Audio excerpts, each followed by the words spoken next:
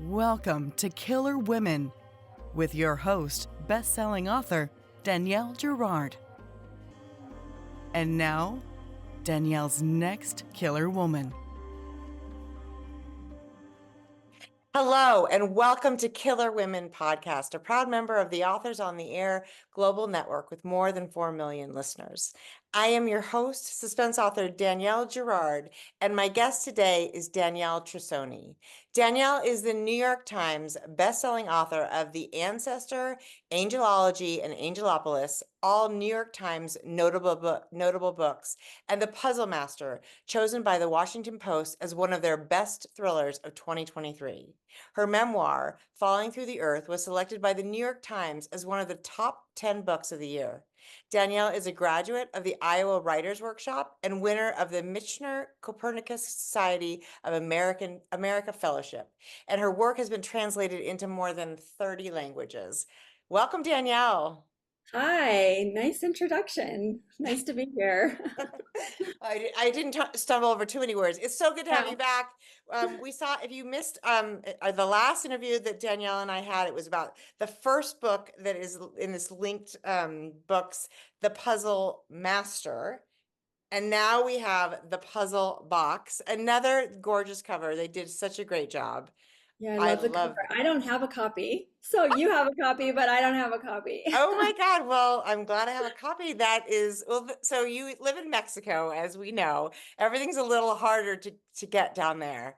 And also, we had so few of those advanced copies, like it's getting harder and harder to get your hands on them. So I was like, just send them to people. I don't need one. Yeah, you're like, I've already read the book and it's I've really read the good. book. I've seen the cover. It's good. It's great. I don't need a copy. It's great. Exactly. Well, it's fabulous. And I was just telling Danielle before we started recording that I'm not sure if this one is a little bit my favorite or, the Puzzle Master was, I couldn't believe how intricately woven, what an incredibly it's such a smart thriller. I mean, I think that's the thing you do so beautifully. Your language, your prose is amazing. Your twists are so finely tuned. Your characters are fabulous. So, and this one is another one. And this takes place, as you can probably tell from the cover, largely in Japan, which you've lived there, and I want to go. Now I feel like I have to go. You have to go. So I have to go. And actually, I am going. My sister and I are going for her 50th. Later next month, actually. So I'll have to pick your brain for that. But in the meantime, please tell us all about the Puzzle Box. Okay, well, so the book was designed for readers who haven't read the first book. It's a completely standalone book, actually, even though the characters are linked and some of the events. And it's about a puzzle master, Mike Brink, who, if you have not read the first book, you don't know this, but he suffers from something called savant syndrome, which is a condition, it's an actual condition, although it's very rare, that when the brain is damaged, a kind of hyperplasticity happens, and it allows the person who's been injured to develop a skill, almost like a supernatural ability with certain things. So, for example, there are people who have this condition who they wake up in the hospital and they just feel a kind of strange connection to music. And then in the next week, they're noodling on the piano. And then in 3 weeks, they're composing concertos, that kind of ability. And with Mike Brink, the hero of the Puzzle Box, it's patterns, puzzles. He has a photographic memory. He can speed read. All of these things, he just sort of takes them in. And he uses those abilities to solve mysteries. And in the Puzzle Box, that mystery is a puzzle box. And I actually have a puzzle box here since we're on video, so I can show you. Oh, it's beautiful. That I got in Japan. This is a very simple one. And if you can sort of see these move, right? And the challenge is figuring out the pattern to open it. It's a mechanical puzzle. And so the premise of the book is that there is this very difficult, very dangerous puzzle box in Japan that was constructed 150 years ago. And inside is a secret that the Emperor of Japan desperately wants to understand. The problem is this box is so impossible to open and so dangerous that every person who has tried to open it for the past 150 years has died trying. It's booby trapped, there's elements in it, there's poisons and razors and darts and all And these. it can only be attempted like every few years at a Yeah, and certain. right, exactly. So it can only be opened, the solution is only available every 12 years. We learn as you read why that is, but Mhm. during the year of the dragon, hence the cover with this, sort of dragon on it. And so Mike Brink is invited. And he goes to Japan and he's sort of secreted into the imperial palace where he actually sees the box, and he's accompanied by a Japanese American woman named Sakura, who's also a puzzle master. And so, anyway, that's the setup. And I'll just say that once he starts to open it, all hell breaks loose. And then it Pretty gets much. really fast. It And does. It's one of those like it's exciting because you want to flip the pages quickly, but you also like can't flip the pages quickly because you have to like you want to get all the details about, all the things he goes through. And it's like, what is it like 72 steps or something? There's like some yes, yeah. from the 72 steps to open this box basically. And he's trying to get little bits of information. He's got some very clever friends on his side. And then he has also a very clever, person who's trying to sort of, uh, get their hands on him, shall we say. Yeah, So right. There's the villain, there's the and villain. and he's a pretty formidable opponent. So I would there's a say. lot, there's a lot of moments where you don't know if he's going to make it, and you don't know how he's going to get through it, and so yeah, I love writing that villain. It's a Yeah. little tricky, but I like writing about him. Yeah, I mean, he was in the first book too. So that is, what she's referring to in terms of there being a little bit of overlap. Yeah, there's nothing about this book that where you're like, what? I don't understand because I didn't read the first book at all. Although, of course, I'm a proponent of going back and reading the first one first because it's, and this doesn't give anything away. You could read in the reverse order, but of course, we get to know the characters. He's got a friend in this one that he sort of met in the last one. And so I kind of like, I suggest reading both of them back to back would be probably perfect. So, Yeah. okay, so tell us like this, you and I've talked about this. I love watching, if you don't follow Danielle on social media, you have to go. She's Danielle Trussoni, Trussoni for those of you who are just listening. And she shows you her process, which is to get like a big stack of beautiful notebooks and a very fancy pen, and she writes it all by longhand. So tell us like how that works for you. I mean, do you have an outline first? I mean, Yeah, so I have tell us. it's layers. It's Yeah.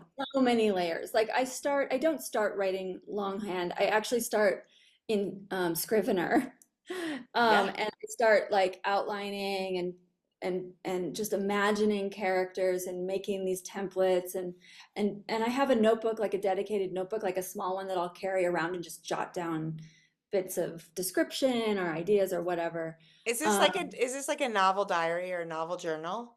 Kind of, but it's not that. I'll show you. Like, I have something here. It's not that organized. It's like a mess, right? It's Yeah, but just it's like, sort of like how you're keeping track of things for the book. I love yeah, that.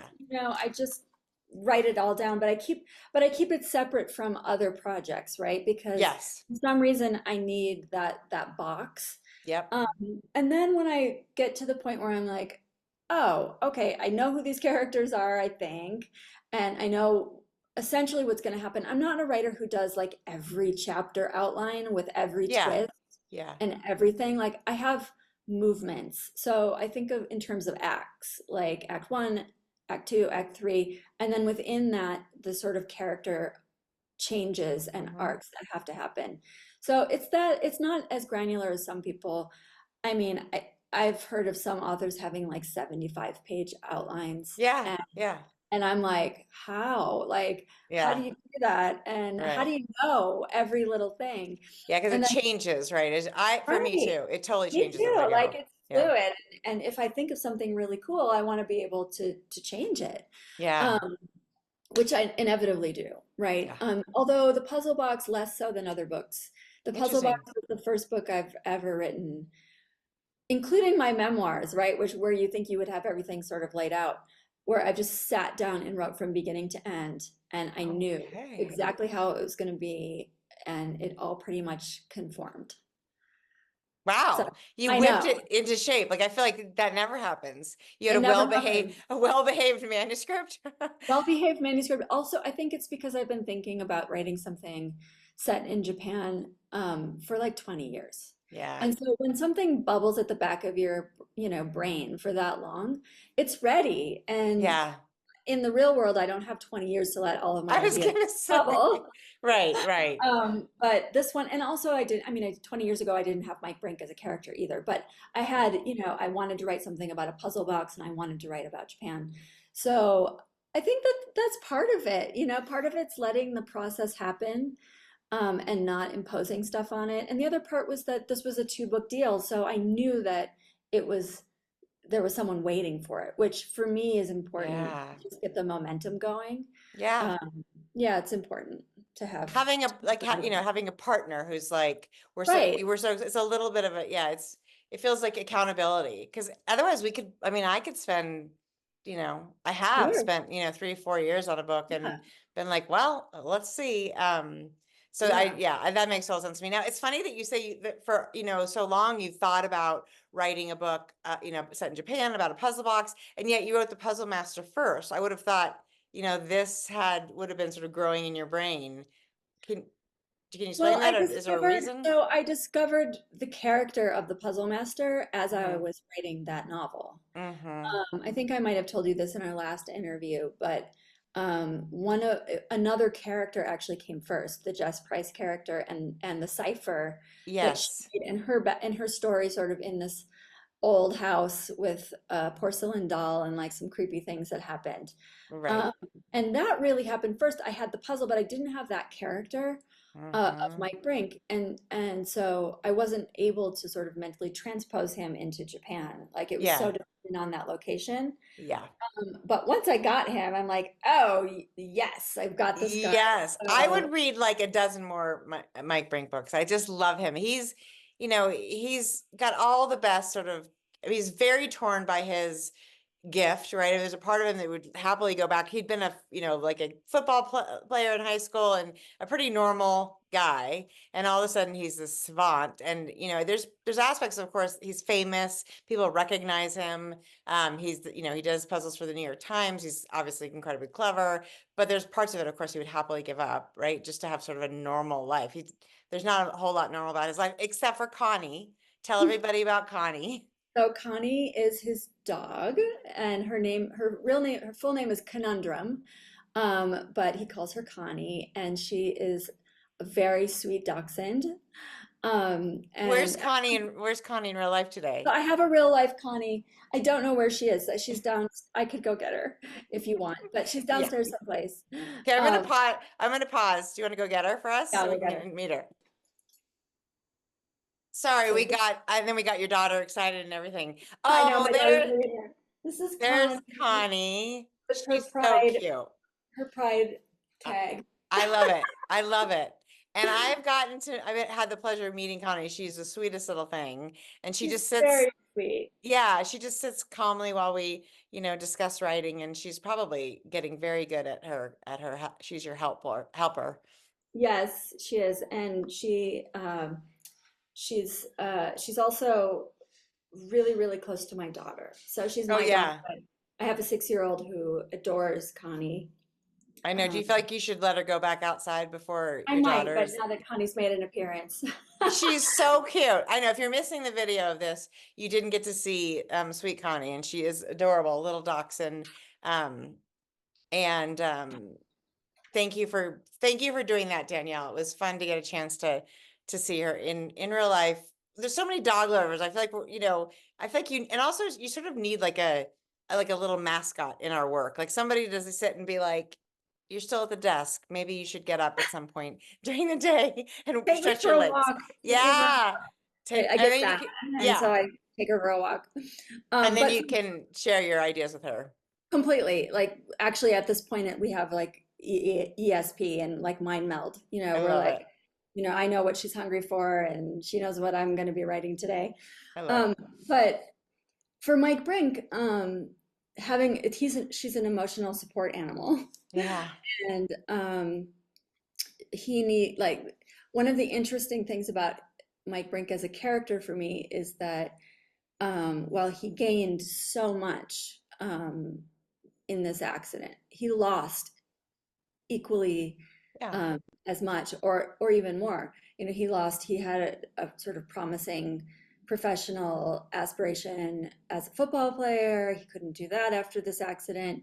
And his nervous system is kind of, ratcheted up to such a degree that, when I was choosing the name Brink, I was Yeah. thinking about his brain, right? I was thinking about Right. he's on the brink of almost insanity Right. at some point, because he's so incredibly gifted, but it's flooding his brain all the All the time. time. Right. And he has his synesthesia.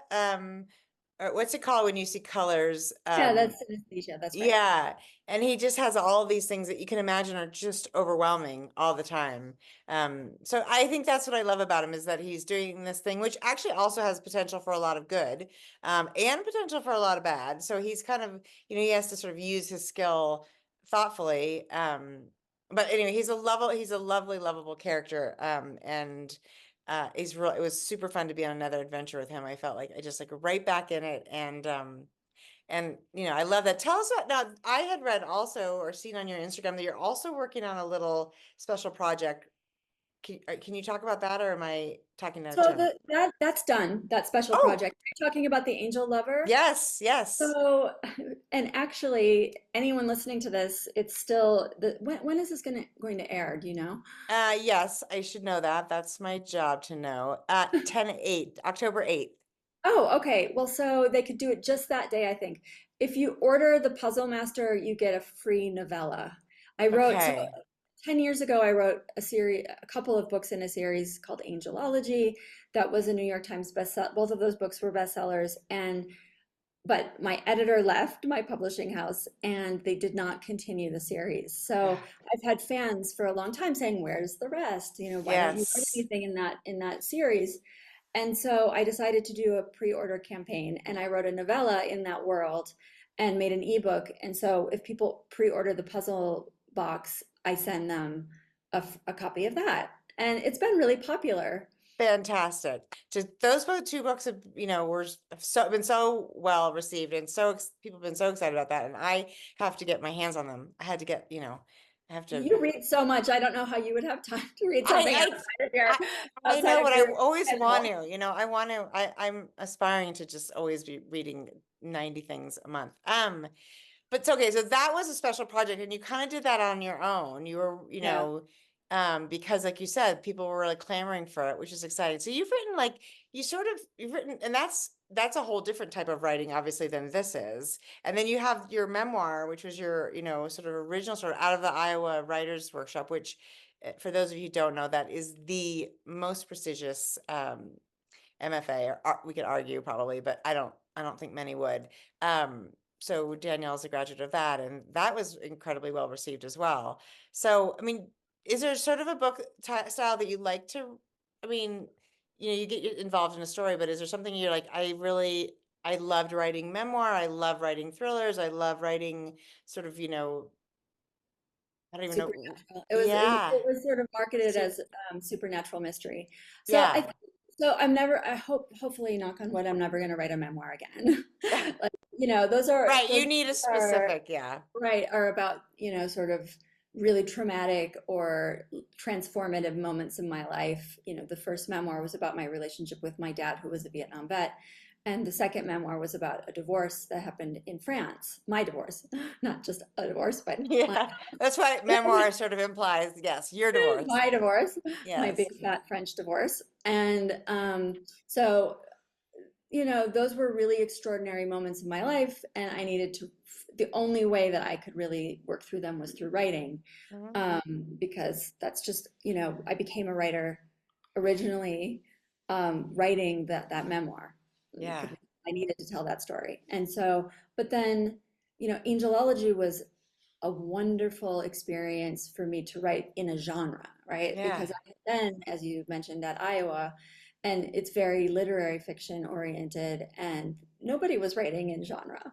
So it felt Right. like really a rebellious and fun thing to do to write a mystery. And Hmm. adding supernatural elements and stuff was really fun as well.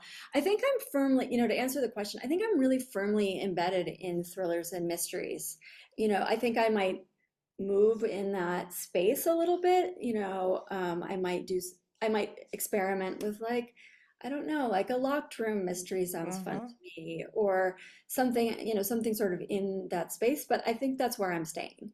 I Yeah. can't ever see writing a memoir again. I certainly am not going, I've never really written straight up literary fiction that, Hmm. is more 100% more character driven than plot driven. And so, yeah, I feel like I found my space. And I also found my people. Like, I really love the other writers in this community, and Yeah. I love reading their work. And so, yeah, this is sort of where I'm gonna be. That I mean, so it's funny because I know also there's a lot of sort of literary the way literary writers look at genre writers is a sort of like there's this tiered opinion.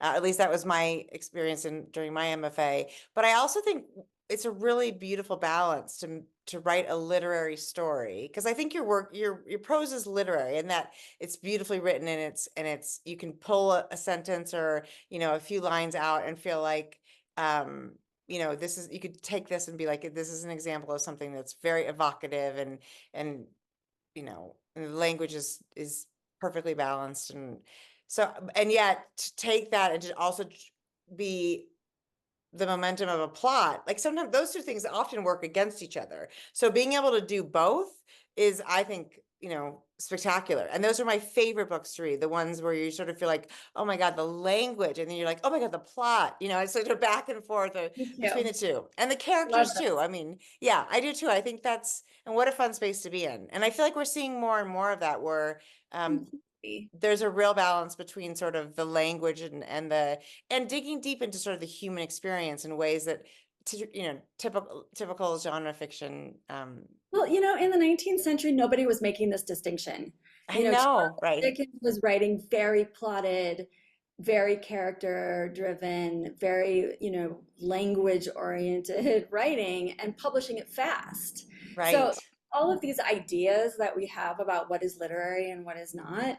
I was a jurist for the Pulitzer Prize in fiction, and when I was doing that, it was really interesting for me to see how people critiqued and consumed literary novels, Yeah, right? Because right, I'm someone who doesn't believe in those. I really don't believe in those distinctions. I think a good story is a good story, a good writer is a good writer. right.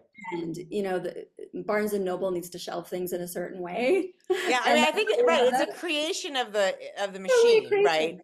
Totally. The publishers, the distributors, because otherwise, how would we even find? We have to sort of like, Exactly, yeah, exactly. And Amazon, like, you need all these little subcategories and yeah, you need all that stuff. And it's to our detriment if we don't slot ourselves in, because, I can tell you firsthand that um, when people don't know where to put you, they don't find you. right. And so, identifying in a genre, I suppose, is helpful for, just in that way. But I really think that I don't want to say don't think about genre. It's important to think about genre because it's your career, right? You want your works to be found. But within that genre, I think there's a lot of freedom. Yeah, exactly. I think really nowadays it's like you can almost do anything as long as you write a really, really good story. And I Yeah. think more than ever, you have to write a really, really good story. And it's harder and There's, harder because there's so many out there, and oh, like and try to think of a yeah, new twist that nobody's done before.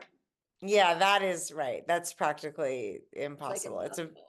It is very, very tough. So are you working on anything right now? Are you sort of like gearing Well, yourself? so I Yeah. spent a lot of time on that novella. Um, Yes. and so I did write that, and I have a couple of other ideas I'm playing with, but I, I'm in the sort of on Scrivener planning Yes. stage where I Yes. haven't committed to writing anything yet. I would like to write another Mike Brink book. Yes. The one that I'm hoping to write is set in Paris. So, like, that would be the next one if there is one. So I'm playing with that, and I have other sort of small ideas that have not really grown in my mind yet. So when you're collecting ideas, is it something like, I mean, obviously, when you started, as you said, with Jess Price, who is who's in jail. She's been arrested in the Puzzle Master, and so did that develop to you as because of the cipher, because of, and now we're talking about a book you have to go read. So, but I'm just wondering like how ideas come to you. So like, Okay. for instance, like these other ideas that are they scenarios? Are they sort of, how does it happen? I'm not that it always happens the same way, obviously, as well. Right, it's really different, but I would say, for Angelology and for The Puzzle Master, both of those books, it was a process of finding a character first and then Mm-hmm. things spinning out from there. Mm-hmm. With Angelology, I found the character of Evangeline, who was a young nun who it turns out has this hugely secret past as an angel fighter. Oh my God, I love And that. like part of the secret society that she didn't know about. So everything spun out from there. And with the Puzzle Master, it really did come initially in the first like 100 pages from Jess Price, but then I realized, when I got sort of into the story, that Mike Brink was there, and then I went Yeah. back and rewrote it so Yeah. that he was the primary character. But so there's that way, and then there's like the puzzle box, which I said just sort of came to me wholly, completely formed in my mind, which was I'm not religious really, but it was like a blessing. I'm like, Right. oh my God, what's this? This has not happened before. And Yes. I'm just hoping that that happens in the future again. Yeah. But a lot of the time it has to do with a character and a scenario, right? Like Mhm. a really interesting character in a really unusual scenario or setting that sparks that process where I start playing until I can understand the story. Absolutely. It's funny because I mean, I think one of the things that we rarely talk about, and and I've just been through this, is this period where sort of, because of course they want a book a year or a book kind of all the time, you end up sort of, you know, moving from one to the other. And yet there is this idea, especially with a family and a young child, and also just like interest in other things, that we actually take some time between books, right? A little bit, and kind of breathe. So what do you do, and then there's that moment also, which I don't know if you feel, but I have it's a little panic that comes along with that, like, right? Like, oh Totally. my God, I can't stop. Well, I'll never write anything again. It's been really hard for me, really hard, Yeah. because I want that ritual of getting up and sort of remaining in my dream state and going to my office and just writing, a couple thousand words or whatever, which is when I'm in at the top of my cycle, I guess you can think of it, or the top of writing a new book, that's how many pages I'll write. And I never got to the fact that, so I start in Scrivener, but then I do write it out by hand, right? So, and part of that dream state is taking, the notebook and the pen and the ink and just physically doing that. And I love it. And it's been really hard the past, year not doing that. And Yeah. even with the novella, which the novella was great. It was fun to write, but I knew it wasn't a big project. It was, I knew that would be 60, 75 pages. Yeah. And that's it. And Yeah. I'm someone who, like, I get married, I don't date. And that, like, Yeah. I get a project and I'm like, this is it. I love it. I'm totally committed to this. And I'm in, I'm in. Right. And Right. I really just go for it. So it's hard to not be in that state, but it will come. And what's been nice is I've been forcing myself to do other things. Like I went on a vacation this year to France, and didn't work at all, which was just delicious and Right. unusual for me. So yeah, no, it's good. We have to live too. I mean, that is what's so interesting. And I don't know that I've done that yet in this. I mean, I have obviously done it for periods, but I do think that there is a part of me that's always like, what, you should be at your computer, you should be working, you should Yeah. be thinking of the new idea, you should be, pages, words. And I also have sort of gotten slowed down and yeah, it's tricky. If it's a little bit, it sort of feels like we anchor ourselves by the work. And so if you're not anchored by the work, then you sort of feel like you're unanchored, right? That you're Unanchored, totally. And you have to find something else. So what I would, I had like three of these notebooks going. This is one that even though I wasn't working, I was taking notes when I was on vacation in Paris. I was like frantically writing stuff in this notebook. Who knows if I'm ever going to write that project? Who knows if that will ever be anything? But something about my brain, like, and my process needed to just be observing and capturing stuff and thinking of stuff. So it's the art of it. It's what we do. yeah. Yeah, building story. It's what we do. And I think that's right. And I mean, you sound like you're somebody who sort of has sort of a few projects that could emerge to be something that you're, and I love the idea that you could play with them in Scrivener and kind of like see if one of them sort of germinates into something that feels like it has to be written. I am like one idea at a time. And I always feel like if that idea doesn't pan out, I'm like, I guess that's it. That was my idea for the year. I don't, Do you write it? Do you write it out? Do you write like the whole thing? Do you have the idea and then you write the book? I mean, I have the idea hopefully when I'm finishing the book before. And then, I mean, this year's book idea was fairly easy because of my divorce. So it's about a woman whose husband has a 2.5-year affair with a massage therapist.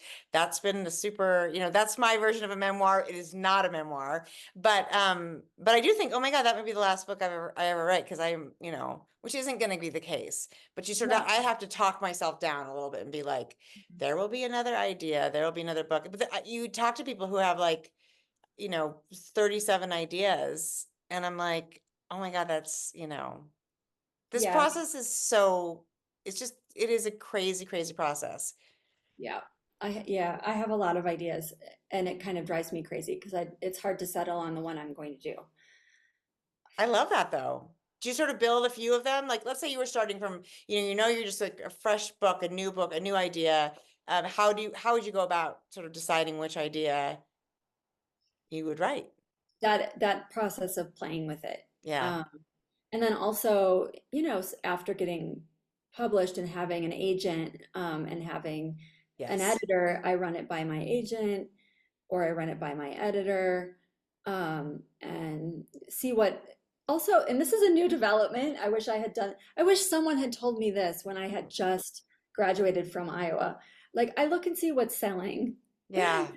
Like I used to just like, I have this idea, I'm gonna write it, it's gonna be great, and had no real connection or interest in seeing what was actually in the marketplace. Mm-hmm. Be completely, capitalist about the whole thing, like what's selling and what's not. And Yeah, that makes but a big not like difference. not what's in the bookstore because those are already No, out. You're talking about like no. looking at publishers marketplace or Right. And talking to yeah, my agent and being like, what are you selling? And what are yeah, people Writer's House where my agent is? yeah, Oh, what are people in your agency selling? And what are yeah, editors asking you for? yeah. And that sort of That's thing. smart. And it helps, it helps. And on the other hand, it doesn't. There's some things that like, I don't want to say I have friends who have written in a genre that was supposedly really hot, and then they get their book out, ready to go, and it's saturated, and it's like, no, Yeah, not anymore, yeah, not working anymore. And so I don't know. You have to find a balance between the story you want to tell yeah. and how you see your vision and is what is selling and what people want to edit. Yeah, and because you have to, but yeah, and if you have an agent you're working with, it's easier. If you're starting out, it's a little bit of a shot in the dark, right? I mean, you can read Publishers Marketplace. I think that's a great way to Yeah, do it. Is, yeah, pay the yearly fee or whatever to Publishers Marketplace and get on there and start seeing what people are buying. yeah, And right, and then maybe go read other books that those editors have edited, and yeah, you'll start you'll start getting a feeling for a genre, which is taking me back to what I said before. Like, committing to a genre is so important. Even if yes, like I'm in the literary fiction genre, like no one yeah, calls that a genre, but that is 100% totally a genre. yeah. And Right. It's okay, basically so I'm in that genre. pick a shelf in Barnes and Noble that you want to be on, right? It's kind of like, because that's how they're going to pretty much like, target people. So, Well, this is exciting. I actually get to go to Danielle's. She lives in this beautiful town in Mexico that she's the one who got me to come down last year, and I'm going this year for like a month and a half. Or not this year, but yeah, 2025. 2025. And I'm so, so excited. It's like the worst time in Bozeman because there's, 100 feet of snow and it's freezing. And then I go down to Mexico and dress like Danielle's, which I point out too, it's only, it's mid-September and I'm already like in my big woolly sweater and she's in her Yeah, cute little it's sundress. hot here. It doesn't stay hot all year. I mean, in January, the evenings, the nights cool down a little bit. Yeah, yeah. So there is some fluctuation, but yeah, it's pretty warm right now. Yeah, some fluctuation is the key term because it's still pretty pleasant. Even when it's like raining, you're like, okay, this is pretty pleasant. Plus, Yeah. that's the reason to go inside and actually do some work because the rest of the time you just want to be wandering the streets and eating the yummies. So, anyway, I'm like lost in my memory. So this book is actually out today, which is super exciting. I love these two books. I'm hoping for more Mike Brink and whatever you're going to work on next. I know it's going to be wonderful. So congratulations on another fabulous book, Danielle. Thank you, Danielle. This has been so much fun. Great to see you again. You too. Everyone, thank you for joining us on Killer Women with Danielle Trussoni, and we will see you next time. Bye.